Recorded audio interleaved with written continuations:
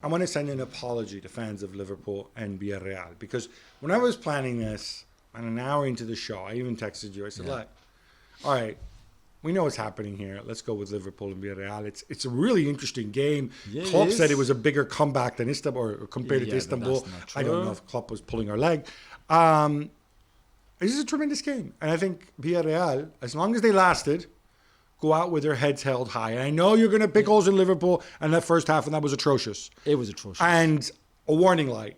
But can we start by a little bit of praise for Villarreal? We can. By the way, Villarreal playing with a half-fit Gerard Moreno, with no Danjuma. Yeah? True. These things matter. These things matter. And even if the obstacle was still too high, this is still the truth. Yeah.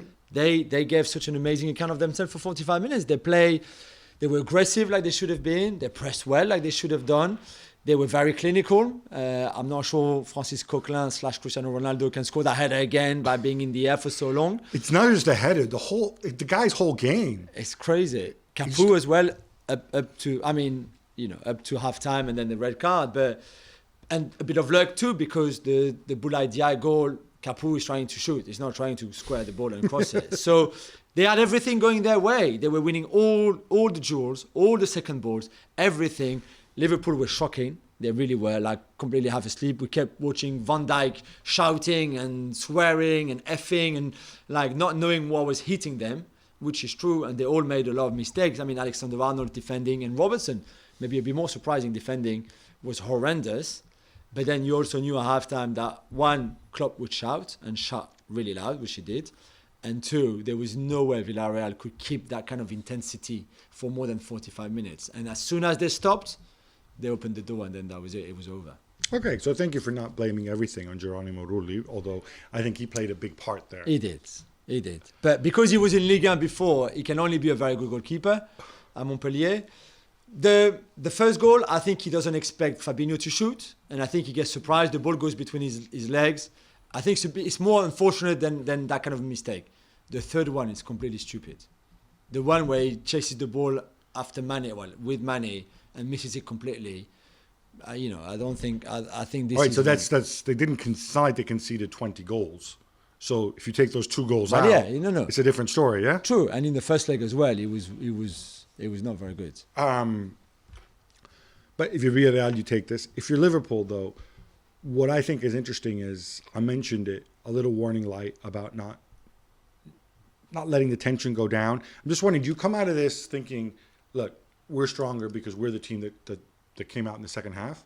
Or do you look back and say, you know what, we cannot take anything for granted. Do you think they were complacent in that first half? Or they were just caught so quickly and everything? Again, complacency is one of those things. After the fact, we look from the outside and say, oh, look, Liverpool gave up stupid goals that they don't normally do and they don't look good.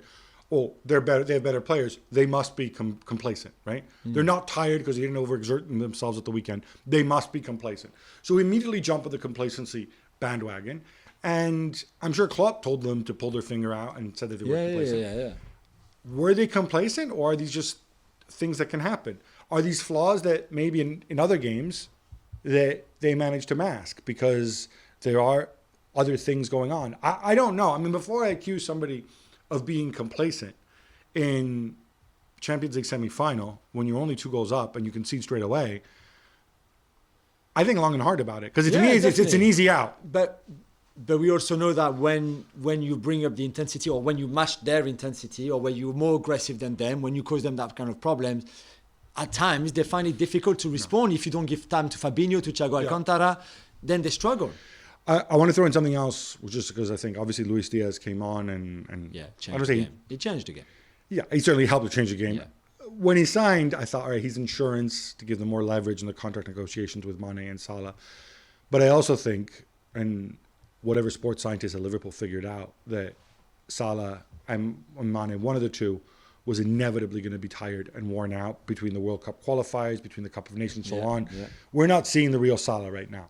We're seeing, his Egyptian cousin with a similar haircut. Yeah, although some of the numbers are still good. But the numbers may be good. The performances are not at the Salah level we saw in the first half of the season. Yeah. So to me, that's even more credit to Liverpool, Michael Edwards, whoever it is, saying, let's spend the money now. Let's get this guy. But let's forget that if Spurs don't come for Diaz, he comes in Liverpool this summer. He's not here now. All right, so the ability to turn it on is one of the hallmarks of this team. And I think what struck me too about Liverpool's second half performance was the way actually Fabinho, I thought Fabinho was going for 90 minutes. I'm not going to put Fabinho in with the guys who were supposedly complacent in the first half because he wasn't. No, but he was very restricted though. They defended really well on him. Here's my thing. Villarreal made pressing Liverpool look easy. It looked to me like if they had more lungs and more energy, they would have lasted 90 minutes doing it, or they could have. Maybe that's why they could have. Yeah.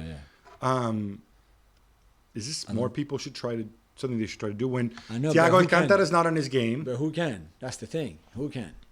Who can keep that intensity for so long? City can.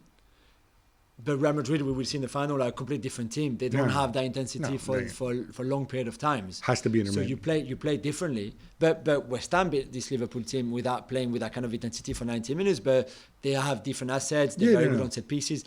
There's other ways. I don't know that we've seen anybody beat Liverpool with intensity. We've seen them beat them with quality, maybe in past years. Yeah, but not with intensity. Price. No, but certainly, actually a little bit.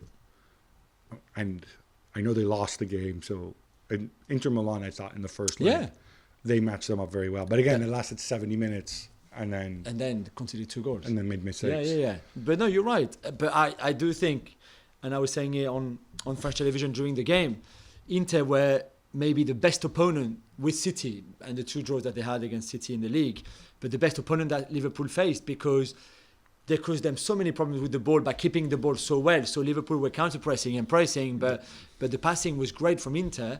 And then they matched the intensity, even at Anfield, where it's actually their only defeat this season. Wait, are you telling Carlo that maybe he should drop Kroos and Modric for this game, bring them in off the bench and start with Camavinga and Valverde in the middle?